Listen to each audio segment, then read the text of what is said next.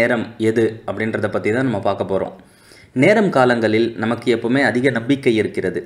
எந்த ஒரு வேலையை செய்தாலும் அப்போது நல்ல நேரமா, என்ன ஹோரை, இது ராகு காலமா, இல்லை யமகண்டமா, என்ன நடந்து கொண்டிருக்கிறது என்பதை பார்க்கும் வழக்கம் நம்மில் அதிக பேருக்கு இருக்கிறது என்பது மறுக்க முடியாத உண்மை. ஆனால் நம்மில் பலருக்கு குளிகை என்றால் என்ன என்று தெரிந்திருக்க வாய்ப்பில்லை. குளிகை என்றால் என்ன, குளிகை நேரம் நல்ல நேரமா, அந்த நேரத்தில் என்ன செய்யலாம் என்ன செய்யக்கூடாது என்பதை பற்றிய பதிவு தான் இப்போ நம்ம பார்க்க போகிறோம். புராணங்களில் பார்த்திங்கன்னா குளிகை பற்றின ஒரு கதையும் இருக்கிறது. ராவணன் மூலமாக தான் குளிகை உருவாச்சு அப்படின்றதுக்கான ஒரு புராண கதை இருக்கிறது. நேரமின்மை காரணமாக அந்த கதையை இந்த பதிவில் நம்ம சொல்லலை. சப்போஸ் உங்களுக்கு அந்த குளிகை நேரத்துக்கு பின்னாடி இருக்கும் ராவணன் சம்மந்தப்பட்ட புராண கதை தெரியணும்னா கமெண்ட்டில் நீங்கள் எஸ்ன்னு பதிவிடுங்க. எங்களோட அடுத்த பதிவில் அதை கதையாகவே நாங்கள் உங்களுக்கு சொல்கிறோம். குளிகன் என்பவர் குளிகை என்ற காலத்தின் அதிபதியாவார். குளிகன் சனீஸ்வரன் ஜேஷ்டாதேவி தம்பதியின் புதல்வன் என்கிறது புராணம். இன்னும் சொல்லப்போனால் சனி பகவானின் ஆதிக்க நேரம்தான் குளிகை. இவரை மாந்தி என்றும் மாந்தன் என்றும் அழைக்கின்றனர். குளிகன் எருமை தலையும் மனித உடலும் கொண்டவராக இருக்கிறார். ராகு காலம் யமகண்டத்தில் எப்படி ஒரு நல்ல செயலை செய்ய மாட்டார்களோ அதே போல குளிகை நேரத்தில் செய்யப்படும் எந்த காரியமும் திரும்ப திரும்ப நடக்கும் என்ற நம்பிக்கை வெகு காலமாக இருந்து வருகிறது. இதனால் நல்ல காரியங்களுக்கு குளிகை நேரம் உகந்ததாகவும் கெட்ட காரியங்களுக்கு இது பொருத்தமில்லாததாகவும் கருதப்படுகிறது. இப்போ இந்த குளிகை நேரத்தில் நம்ம என்னெல்லாம் செய்யக்கூடாது அப்படின்றத பற்றி பார்க்கலாம். குளிகை நேரத்தில் ஒரு காரியத்தை தொடங்கினால் அது வளர்ந்து கொண்டே இருக்கும்.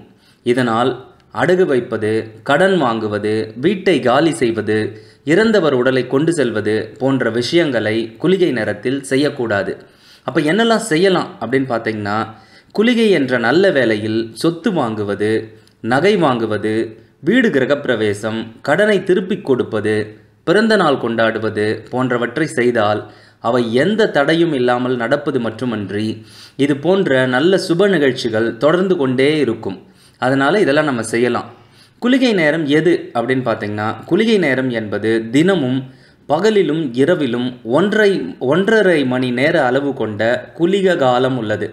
அந்த நேரம் காரிய விருத்தி நேரம் என்று ஆசீர்வதிக்கவும் பட்டது. இதனால தான் இந்த நேரத்தில் செய்யப்படும் எந்த காரியமும் தொடர்ந்து நடைபெற்று அந்த குடும்பமே செழிக்கும் என்று கூறப்படுகிறது. குளிகனுக்கு உகந்த காலமான குளிகை காலத்தினை இந்த சமய ஜோதிடம் வரையறை செய்துள்ளது. இதன்படி பகல் மற்றும் இரவு என இரு வேளைகளிலும் குளிகை காலம் வரும். கீழே நாங்கள் இப்போ இந்த வீடியோவில் நீங்கள் பார்த்துட்டே இருக்கிறதுல கூட பார்த்தீங்கன்னா அந்த அட்டவணையில் ஒவ்வொரு தினத்திற்கான குளிகை நேர காலம், அதாவது பகல் மற்றும் இரவில் எப்பெல்லாம் குளிகை காலம் வருகிறது அப்படின்றத கொடுத்துருக்கோம். நீங்கள் ஞாயிறு முதல் சனி வரை இருக்க குளிகை காலத்தில் பகல் பொழுதுலையும் இரவு பொழுதிலையும் எந்த நேரத்தை நீங்கள் குளிகையை உங்களுக்கு தகுந்தாற் போல் பயன்படுத்தி கொள்ளலாம் என்பதை இந்த அட்டவணையை பார்த்தே நீங்கள் தெரிஞ்சுக்கலாம். எனவே இந்த பதிவு மூலமாக குளிகையை தெரிந்து கொண்டது மட்டும் இல்லாமல் குளிகை காலத்தில் செய்யக்கூடியவை செய்யக்கூடாதவை மனதில் நிறுத்தி நீங்களும் வாழ்வில் பயன்பெற நாங்கள் வாழ்த்தி வணங்குகிறோம்.